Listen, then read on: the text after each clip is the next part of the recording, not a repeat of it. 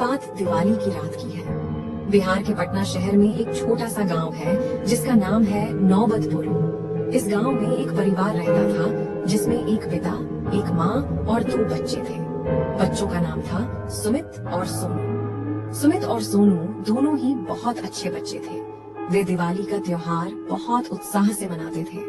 दिवाली की रात को वे दोनों अपने दोस्तों के साथ पटना शहर में आतिशबाजी देखने जाते थे। उस साल भी दिवाली की रात सुमित और सोनू अपने दोस्तों के साथ पटना शहर में आतिशबाजी देखने गए थे। वे बहुत देर तक आतिशबाजी देखते रहे और फिर अपने घर लौट आए। जब वे घर पहुंचे तो उनके माता पिता पहले से ही सो गए थे। सुमित और सोनू भी सोने चले गए। रात को सुमित को नींद नहीं आ रही थी। वह अपने बिस्तर पर लेटा हुआ सोच रहा था कि आज रात दिवाली की रात थी और उसे बहुत मजा आया था। तभी उसे अपने कमरे की खिड़की से एक आवाज सुनाई दी। आवाज एक लड़की की थी। लड़की कह रही थी, सुमित, मुझे बचाओ। सुमित ने अपनी आंखें खोली और खिड़की की ओर देखा, लेकिन वहाँ कोई नहीं था। सुमित ने सोचा कि उसे कोई सपना आया होगा।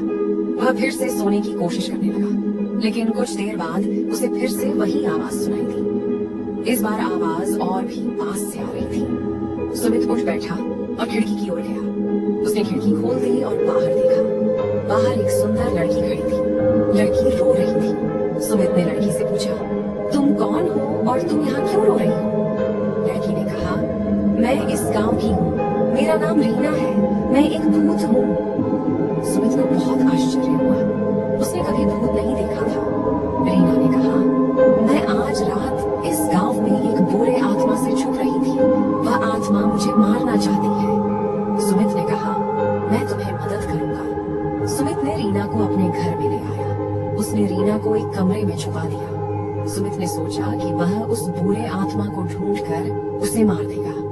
सुमित ने अपने पिता से एक तलवार ली और बाहर निकल गया। सुमित गांव में घूमने लगा। वह उस बुरे आत्मा को ढूंढ रहा था।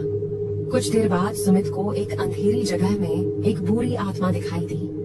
बुरी आत्मा रीना को मारने के लिए तैयार थी। सुमित ने बुरी आत्मा पर तलवार से हमला किया। तलवार से बुरी आत्मा का सिर कट गया।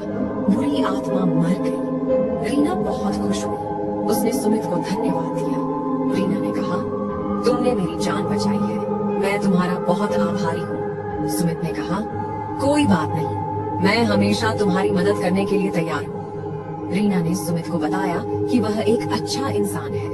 उसने सुमित को आशीर्वाद दिया। रीना एक उज्जवल प्रकाश में बदल गई और फिर वह गायब हो गई। सुमित घर लौट आया।